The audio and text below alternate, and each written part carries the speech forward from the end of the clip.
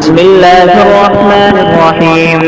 الحمد لله رب العالمين، والصلاة والسلام على سيد الأنبياء والمرسلين وعلى آله وصحبه أجمعين. أما بعد، فإن أصدق الحديث كتاب الله، وأحسن الهدي هدي محمد صلى الله عليه وسلم، وخير الأمور عبادها، وشر الأمور محدثاتها، وكل محدثة بدعة، وكل بدعة ضلالة، وكل ضلالة في النار.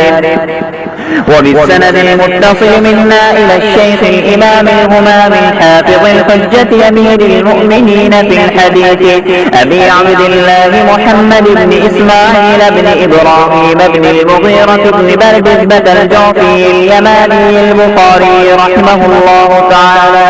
اللهم انفعنا وارفعنا بعلومهم وعلومكم أجمعين، آمين يا رب العالمين. أنه قال: حدثنا سليمان بن حرب قال حدثنا حماد بن زيد عن ثابت عن أنس رضي الله تعالى عنه وعنهم أنه قال: قال النبي صلى الله عليه وسلم: الصبح قريبا من خيبر بغلة، ثم قال: الله أكبر، قربت خيبر، إنا إذا نزلنا بساحة قوم فساء صباح المنذرين، فخرجوا يسعون في السكك، فقتل النبي صلى الله عليه وسلم المقاتلة وسبى الذرية، وكانت السب صفية فسارت إلى لحية الكلبي، ثم صارت إلى النبي صلى الله عليه وسلم فجعل عتقها صداقها، فقال عبد العزيز بن صهيب لثابت: يا أبا محمد، أنت قلت لأنس ما أصدقها، فحرك ثابت رأسه تصديقا له.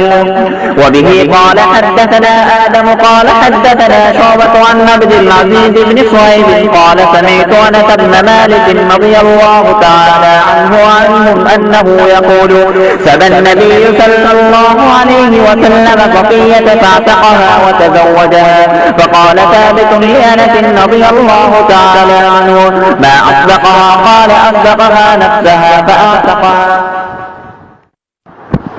بسم الله الرحمن الرحيم. الحمد لله رب العالمين، والصلاة والسلام على سيد الأنبياء والمرسلين وعلى آله وصحبه أجمعين. أما بعد، فإن أصدق الحديث كتاب الله، وأحسن الهدي هدي محمد صلى الله عليه وسلم، وخير الأمور عبادها، وشر الأمور محدثاتها، وكل محدثة بدعة، وكل بدعة ضلالة، وكل ضلالة في النار.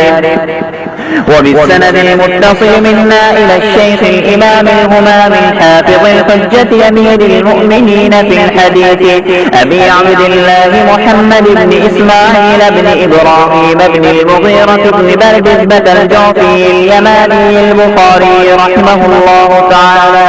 اللهم انفعنا وارفعنا بعلومهم وعلومكم أجمعين، آمين يا رب العالمين. أنه قال: حدثنا سليمان بن حرب قال حدثنا حماد بن زيد عن ثابت عن أنس رضي الله تعالى عنه وعنهم أنه قال: قال النبي صلى الله عليه وسلم: الصبح قريبا من خيبر بغلة، ثم قال: الله أكبر، قربت خيبر، إنا إذا نزلنا